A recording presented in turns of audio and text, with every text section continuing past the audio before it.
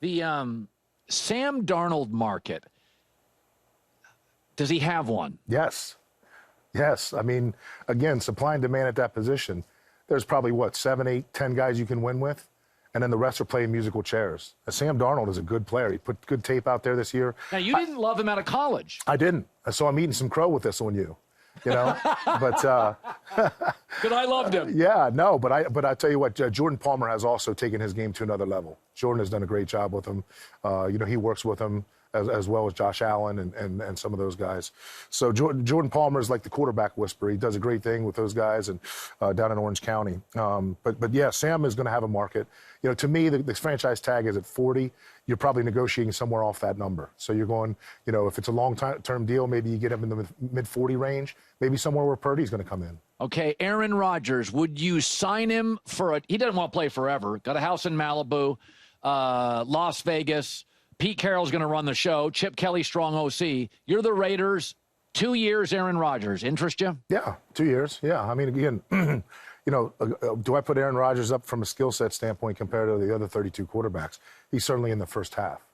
Now, I know, again, he's going through some injuries and had some bad luck at the Jets, but the guy can still play, and if he gets put in the right situation, I think he'll have some success. Does a personality matter to you? I think it just depends on what your culture is. Who's your head coach? How's your building run? I think those things play into it for sure. Yeah, Pete's going to run the show. Yes. Very strong-willed, strong personality. Yes. Okay, so let's get down. So he loves Brock Purdy. I mean, he'd pay him like he's a Swiss bank.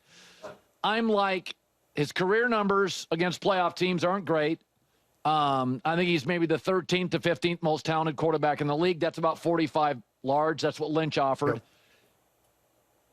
I'm his agent. You're the GM of San Francisco. What would you be comfortable going to? You said John went to 45 at this point. I'd say there. Yeah, I would say there.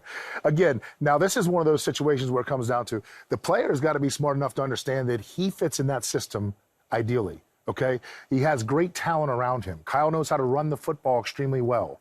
So those things set him up to be a successful quarterback. Don't be dumb and chase the money somewhere else when you can get a great deal and play for your home team. Do you tell the agent that? Yes. You do? With emphasis. So you've had high-volume conversations with agents? Yes. And you're just, hey. Don't be dumb.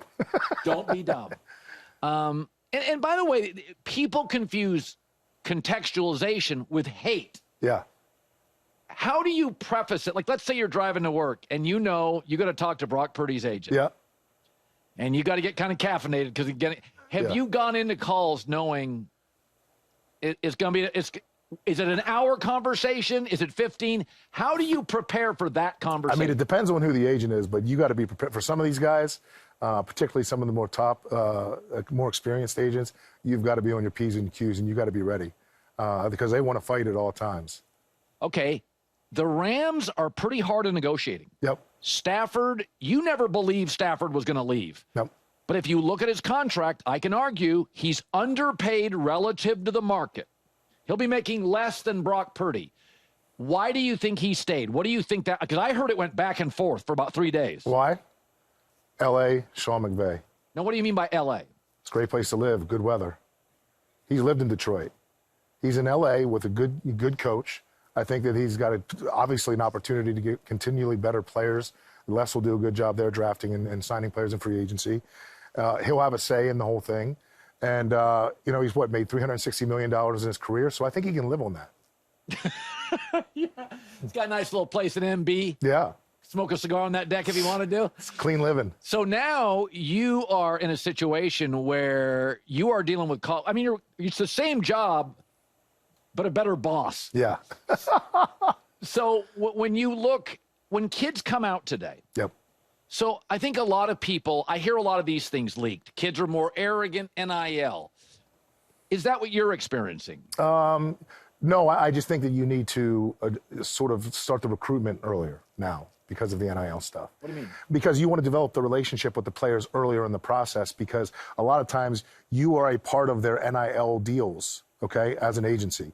So now you're getting involved with doing their NIL deals, but you're also building that relationship early with the player. So once he pans out and becomes a good player and becomes an NFL prospect, now all of a sudden you've developed that relationship with him and had him under your tutelage.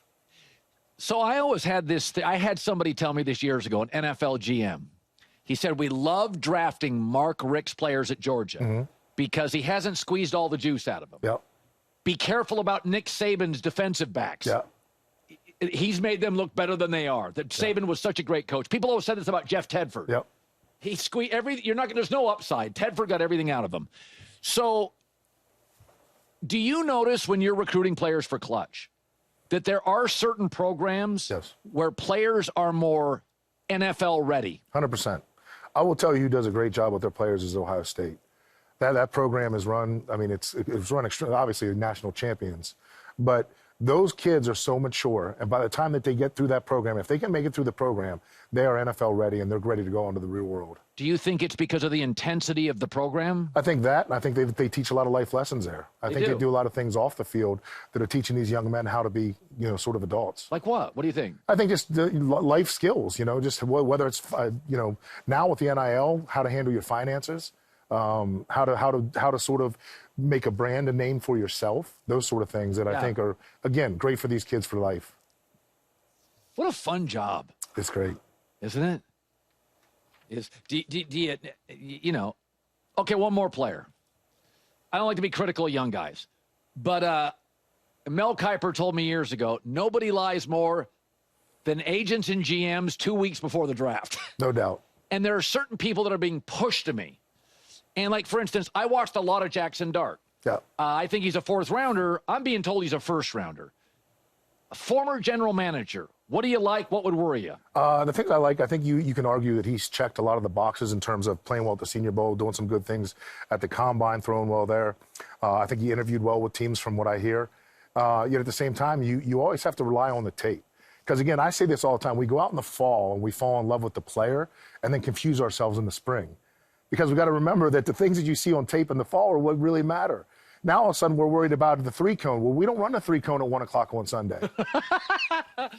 Right. Did you ever, did you think the Combine, did you ever see a player at the Combine and elevate him, or do you think it's just guys in shorts run fast? Oh, no. I mean, I've overthought it before. I've done all that. Yeah. Yeah, of course. You just kind of fall in love with the guy. Yeah. Big, fast, explosive. Yeah. Yeah, that Missouri offensive lineman, that the kid that everybody's talking about, like I looked at his Combine and I'm like, yep. Late first round to top 10 felt like to me. Am I nuts? Yes, absolutely. Okay. Yeah. All right. You want to go out tonight? Absolutely. If you're buying. Is it on Rich Paul? All right. We take a break. Back with J-Mac in the news next. Live in L.A. It's The Herd.